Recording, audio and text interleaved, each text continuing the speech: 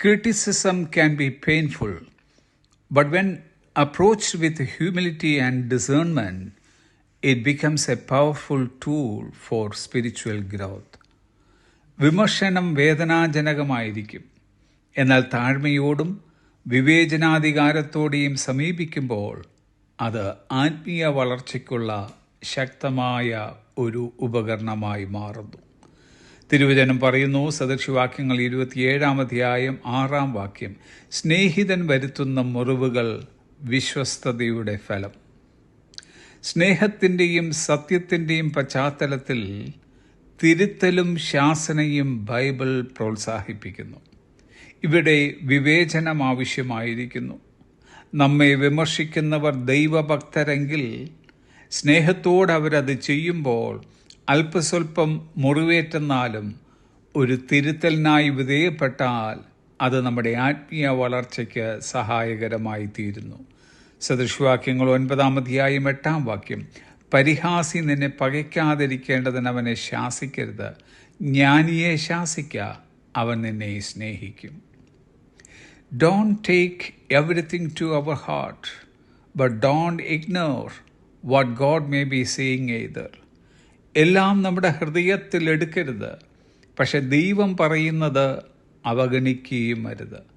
തിരുവചനം പറയുന്നത് തെസ്സലോനിക്കർ 1 5-21 സകലവും ശോധന ചെയ്ത് നല്ലത് മുറുകെ പിടിപ്പീൻ. നാം കേൾക്കുന്ന വിമർശനങ്ങളെ താഴ്മയോടെ ദൈവസന്നിധിയിൽ കൊണ്ടുവരിക.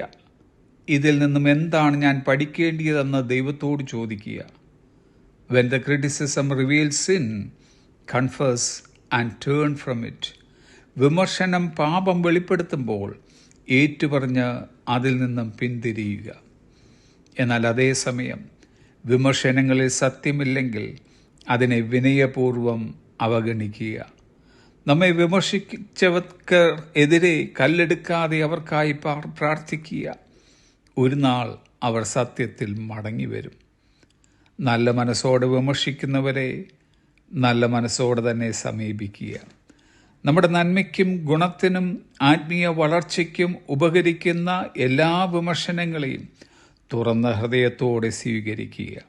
തിരുവചനം പറയുന്നു, സദൃശവാക്യങ്ങൾ 27-ാം-17 ഇരുമ്പ് ഇരുമ്പിന് മൂർച്ച കൂട്ടുന്നു, മനുഷ്യൻ മനുഷ്യന് മൂർച്ച കൂട്ടുന്നു. നല്ല വിമർശനങ്ങൾ നമ്മുടെ ആത്മീയ ജീവിതത്തിന് മൂർച്ച കൂട്ടട്ടെ.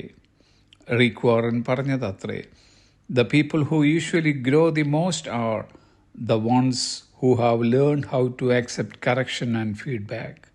സാധാരണയായി ഏറ്റവും കൂടുതൽ വളർച്ച കൈവരിക്കുന്നത് തിരുത്തലുകളും പ്രതികരണങ്ങളും എങ്ങനെ സ്വീകരിക്കണമെന്ന് പഠിച്ചവരാണ്. Have a blessed day.